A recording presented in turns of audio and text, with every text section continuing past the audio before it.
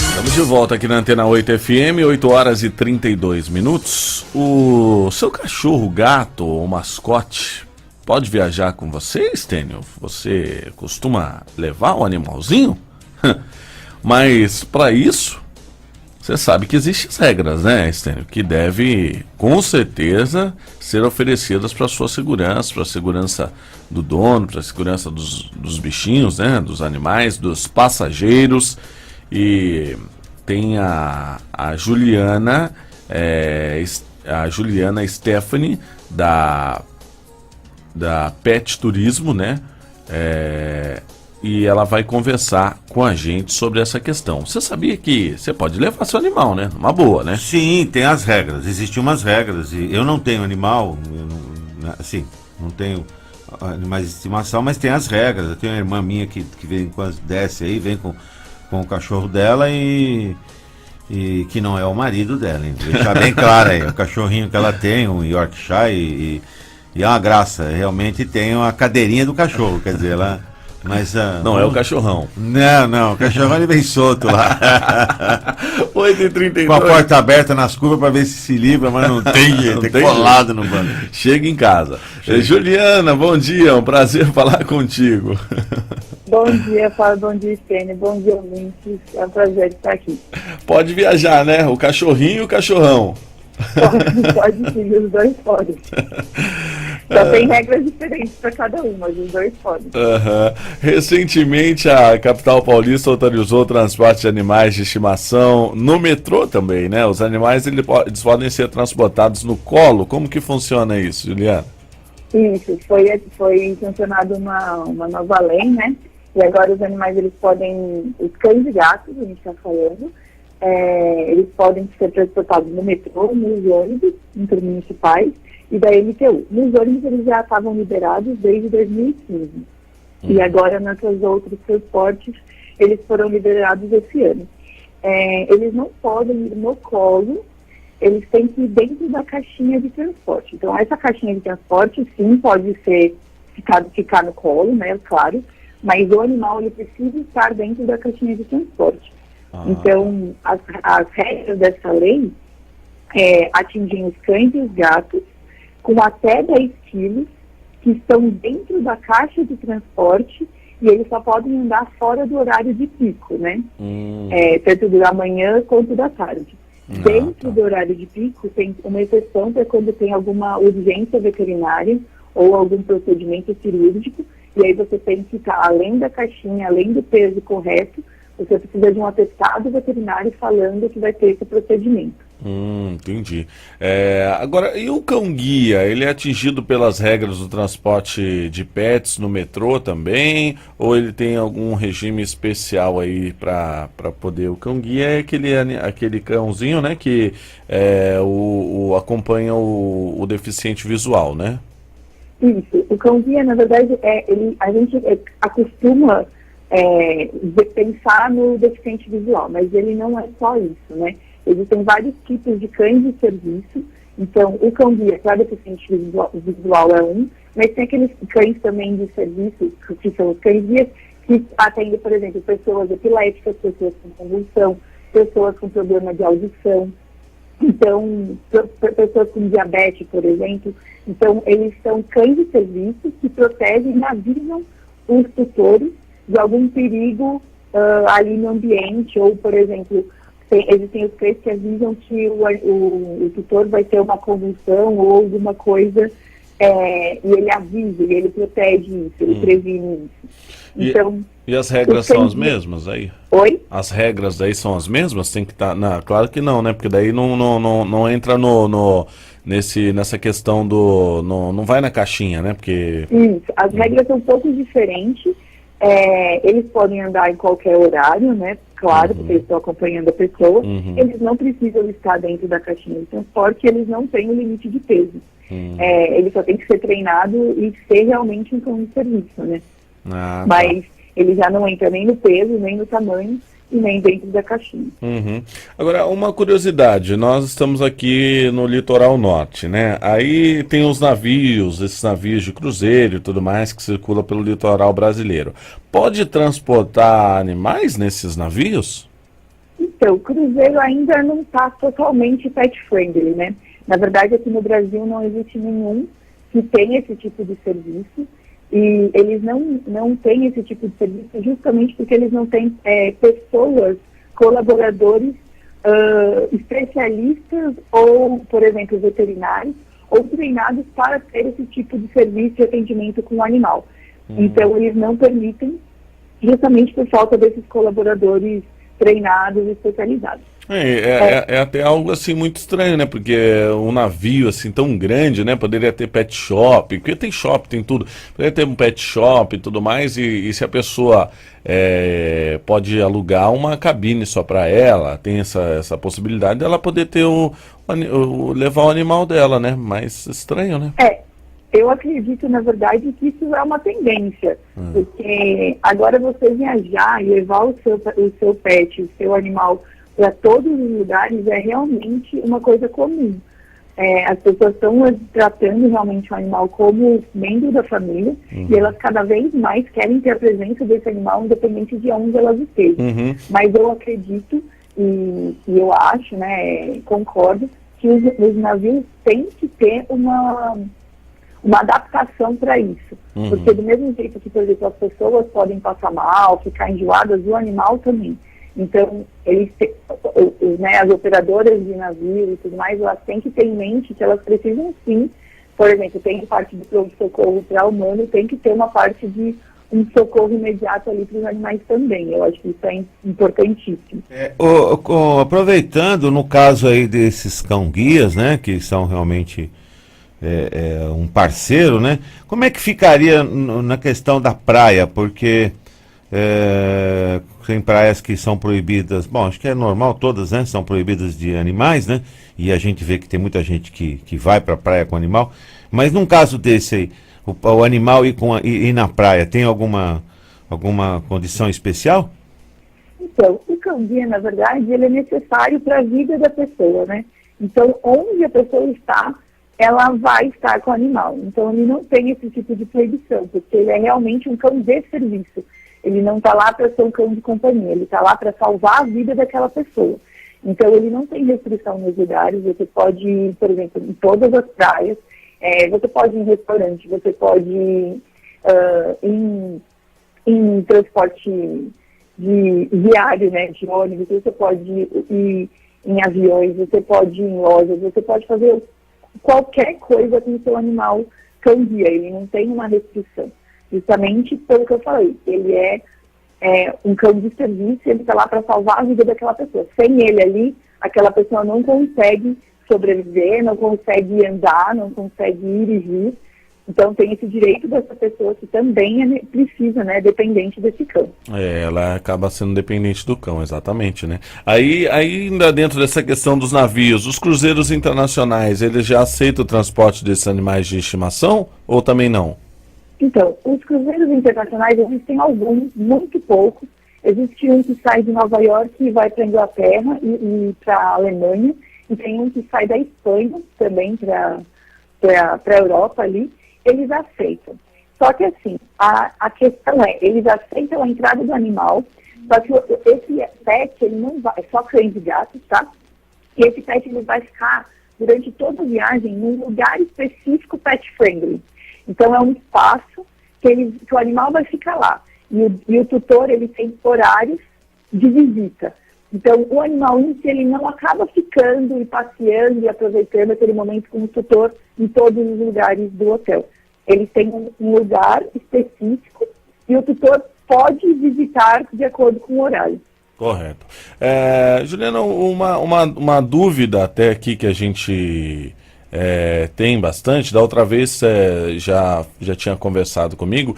A sua empresa, ela é uma empresa que ela é especializada no transporte de pets, né? Isso para dentro e para fora do Brasil, isso de uma forma assim, inclusive muito dinâmica. A agilidade do processo, da forma que a pessoa pode lidar com isso é muito rápido, né? Muito dinâmico com a forma com que a sua empresa vem tratando isso. Como que essa pessoa ela pode fazer para transportar esse animal dela de estimação, caso ela vá viajar de um estado para o outro ou de um país para o outro? Como que muitas das vezes o trato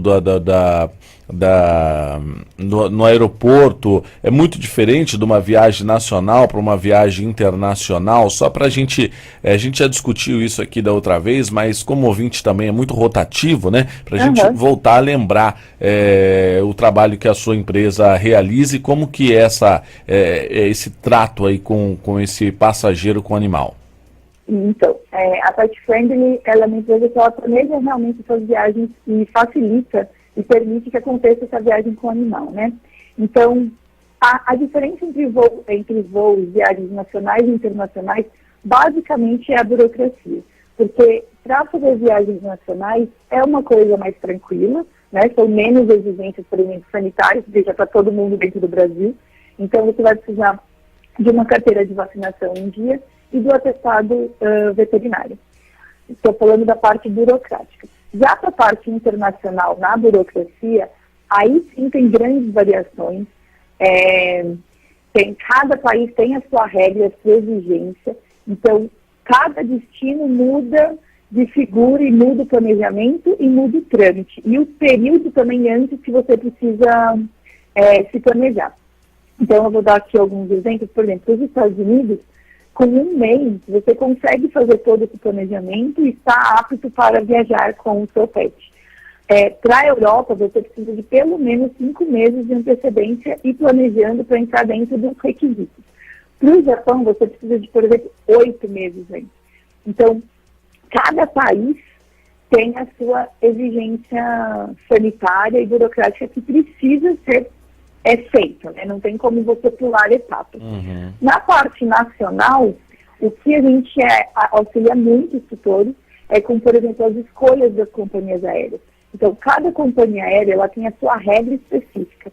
Então, você tem que pensar que você tem que olhar o perfil do seu animal, e quando eu falo perfil, é o tamanho, a raça, o peso, e ver se enquadra com o que a regra da companhia que você escolheu exige. Então, muitas vezes, a gente tem que adaptar, não dá para escolher aquela companhia que você estava em primeira mão ou a mais barata, e sim tem que realmente planejar para conseguir encaixar todas as variáveis para a viagem acontecer. Normalmente, você está comentando a respeito de viagens, inclusive internacionais, né? Mas assim, acho que normalmente a pessoa que vai fazer um passeio, vai para a Europa, coisa ficar uma semana, 15 dias, vai fazer uma viagem, acho que dificilmente ele leva o pet. Acho que normalmente são as pessoas que mudam, né? Trabalham no Brasil, vão trabalhar fora daqui, estão lá fora, vão vir para o Brasil. Acho que esse é o caso que mais acontece, eu acho. E aí você vai explicar para a gente, porque aí o que ocorre? O pet fica para uma segunda etapa, né? Ele vem depois, né? Depois de tudo resolvido. Seria isso aí o que acontece normalmente ou não? Então, a maioria, você tem razão, são as pessoas que estão mudando, né? Então, a maioria das pessoas estão saindo do Brasil ou aquelas que estão voltando, que estão com os pets no exterior e estão voltando para o Brasil. Mas existe agora uma procura crescente de pessoas querendo viajar. Então, já existem pacotes de viagem internacionais voltadas para o pet.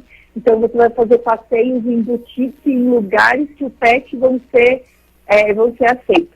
Isso está ficando comum, mas aqui no Brasil ainda não é a maior realidade. A maior realidade, com certeza, são as pessoas que estão mudando. Quando a pessoa tem um planejamento prévio, né, então ela começa a planejar essa viagem, essa mudança com antecedência, ela consegue, na primeira viagem, já levar o animal. O que acontece muitas vezes é que a pessoa não está se planejando com antecedência, porque acha que isso é uma coisa simples que vai conseguir fazer em cima da hora, e não é. Então, muitas vezes, quando você não planeja com antecedência, você acaba tendo que ir primeiro e o animal ficando para um segundo plano, para terminar as exigências sanitárias, para terminar o período de quarentena, por exemplo, para terminar toda essa parte, e aí a pessoa acaba voltando para buscar o animal ou alguém daqui levando para lá. Existe também o serviço de carga viva, né? Então, é quando o animal viaja sozinho, sem o tutor ou sem o acompanhante, mas essa prática, o que eu tenho de experiência com os meus clientes é que eles preferem muito mais levar já na primeira viagem ou voltar para buscar, para ter um acompanhante realmente e estar presente durante toda a viagem do animal. Correto. Porque o que os tutores mais têm medo é que alguma coisa aconteça com esse animal durante essa viagem. Então, infelizmente, as companhias aéreas ainda não dão a segurança necessária para uma viagem dessa, né? Então, os tutores não se sentem seguros. Então, preferem Juliana, realmente estar do lado e ver acompanhando e cuidando do animal. mas aí o animal ele vai ao lado ele vai junto com o passageiro ou ele fica num compartimento diferente? Então, depende do caso. Então, as regras, você consegue ir na cabine e tem aqueles que não conseguem ir na cabine e vão ter que ir no porão do avião. Esse porão, ele é no mesmo pavimento que as malas, mas não junto exatamente com as malas. É uma área reservada para esses animais, né? Para o animal estar ali. Então, na cabine, eu vou falar de forma geral, tem uma regra que até 8 quilos do animal, mais a caixa de transporte, você consegue entrar com esse animal dentro do avião, na cabine. Animais maiores que isso, maiores que esse peso, vão ter que ir no porão. Existem algumas exceções, então, para os cães guias, claro, e para os cães assistentes emocionais, que também são cães de serviços, mas são um serviço terapêutico, que também entra nessa parte de animal de serviço que tem umas exceções dessa regra aí. Correto. Pode acontecer da pessoa conseguir embarcar aqui no Brasil e chegar no país o animal ser retido? E aí o que acontece quando uma situação dessa acontece? Não só conseguir sair do Brasil, tranquilo, mas aí chegar lá na hora, chega no país, não entra, aí a pessoa não entra ou a pessoa entra, o animal volta, como é que funciona? Já aconteceu algum caso assim? Olha, graças a Deus a gente não trabalha com essa possibilidade, porque realmente acontece, pode acontecer. Então, na Pet Friendly, a gente trabalha com 0% de chance de errar. Então, o que isso significa? Quando o passageiro ele erra, o tutor erra em alguma fase das exigências sanitárias ou alguma fase de escolha de companhia aérea, existem 4 possibilidades, e nenhuma delas é bonita. Então, a primeira possibilidade é ele não embarcar com o animal. Então, ele vai viajar e o animal vai ter que ficar no Brasil com alguém, mas ele vai estar já no aeroporto e ele vai ser notificado ali que ele não vai conseguir viajar. A segunda opção é ele chegar no país, a pessoa entrar e o animal ficar para trás. Então, quando o animal fica para trás, ele fica ou em quarentena, dentro do serviço de quarentena veterinário do aeroporto no destino, né, no país, ou ele volta para o Brasil. Quem paga esses custos é sempre o tutor. Então, se ele ficar em quarentena, o tutor vai ficar pagando a quarentena na Europa, vai ficar pagando a quarentena nos Estados Unidos, vai ficar pagando a quarentena no país que ele estiver ali. Ou ele vai ter que pagar para o pet retornar no próximo voo possível para o Brasil. E a última das últimas possibilidades para quando dá alguma coisa errada é realmente a eutanásia do animal. Então, às vezes, o tutor não tem condições de nem ficar ali com ele na quarentena e nem mandar ele de volta, eles acabam eutanasiando. Por isso que eu falo que na Pet Friendly a gente trabalha com 0% de chance de erro. Então, 100% dos casos, eles dão certo, eles têm que dar certo, porque o planejamento realmente é muito trabalhoso, mas a gente faz item por item, detalhe por detalhe. Principalmente em países assim, tipo a China, Japão, Coreia, para a entrada desses animais é uma situação um tanto complicada, né? Então, o Japão ele é bem rígido em relação a essas regras, mas os países mais difíceis de entrar, que, por exemplo, você não consegue sair do Brasil direto e entrar com o animal direto, é a Nova Zelândia e a Austrália. Então, é proibida a entrada de animais, tanto cães quanto gatos, direto do Brasil. Então, quando a pessoa está mudando para a Austrália ou para a Nova Zelândia, ela tem que fazer uma quarentena de 45 dias, pelo menos, em outro país. Por que isso, né? A gente pensa, meu Deus, mas porque, infelizmente, o Brasil ainda ele não está reconhecido como um país livre da raiva. Então, na Austrália e na Nova Zelândia, eles exigem que os animais cheguem de países livres da raiva. Então, por isso que os animais nossos, eles saem do Brasil, vão para um país que está considerado como livre da raiva, ficam numa quarentena ali para ter certeza que não vai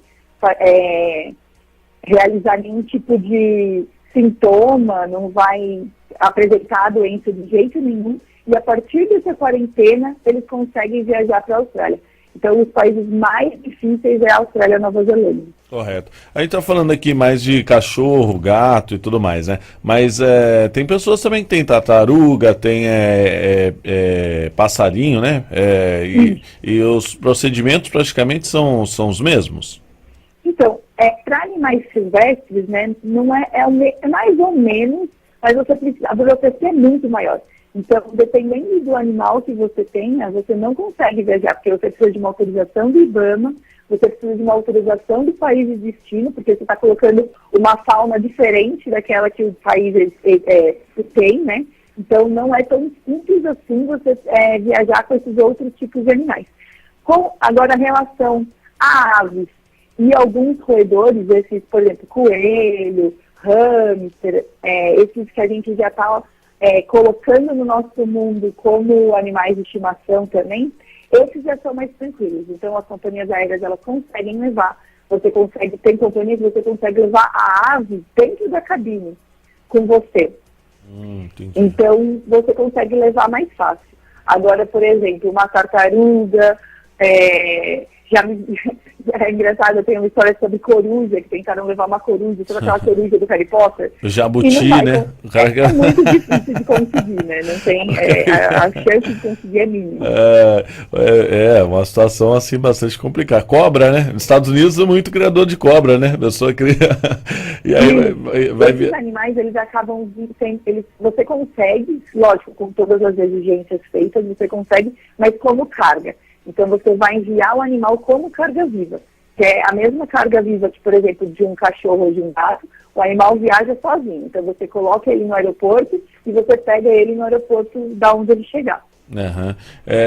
Voltando para os ônibus aqui, é muito diferente o transporte de animais intermunicipal, numa viagem intermunicipal para uma viagem de um estado para o outro?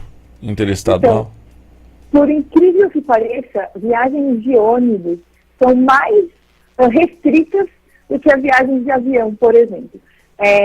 As companhias de ônibus também, cada uma tem a sua regra. E, por exemplo, animais no bagageiro do ônibus, eles não são permitidos, porque não tem ventilação, não tem uma estrutura adaptada para levar aquele animal. Não tem iluminação, muitas vezes, as condições são precárias. Então, você não consegue levar o animal embaixo, né, no porão. E como eles restringem muito o peso e o tamanho do animal, então, muitas vezes, você acaba não conseguindo levar de ônibus. Mas todas as companhias têm uma regra. Uhum. E só para fazer um parênteses aqui, né, se eu tiver um tempinho, isso acontece muito, essa diversidade de regras, porque realmente não existe uma legislação brasileira que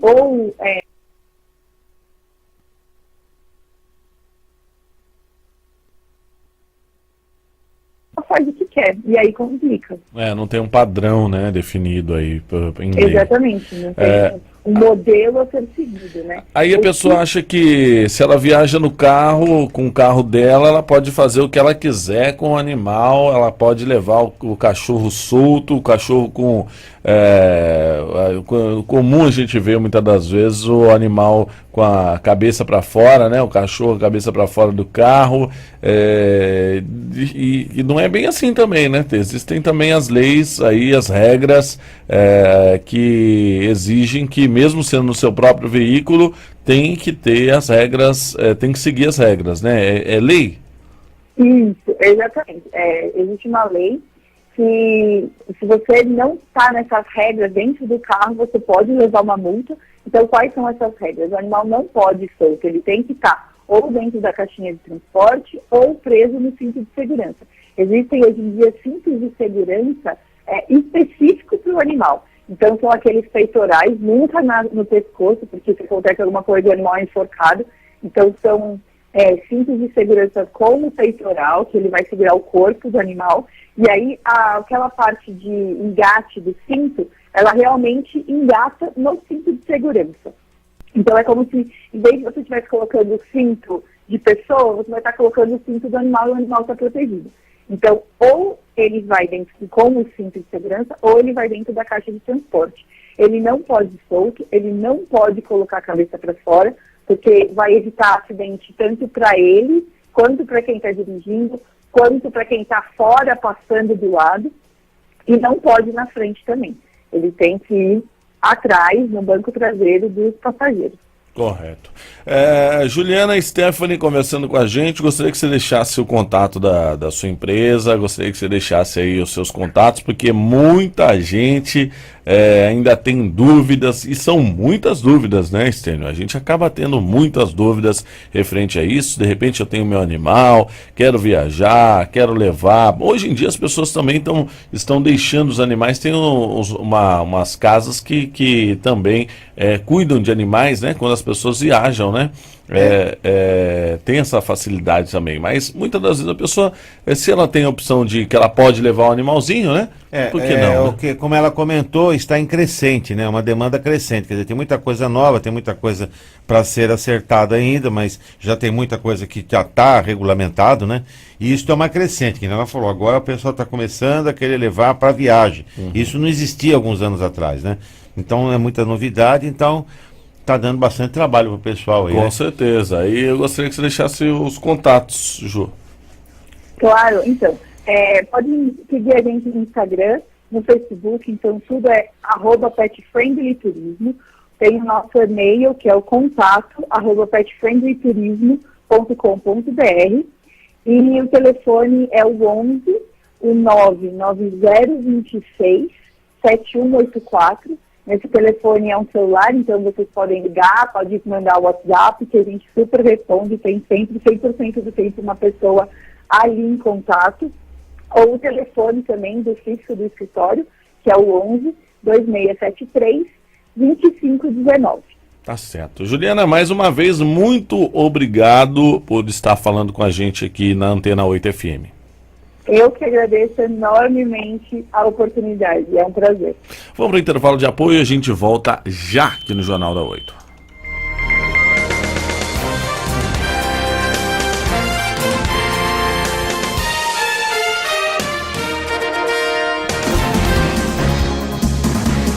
O jornalismo da região com responsabilidade e credibilidade. Você ouve aqui na Antena 8 FM. Jornal da 8.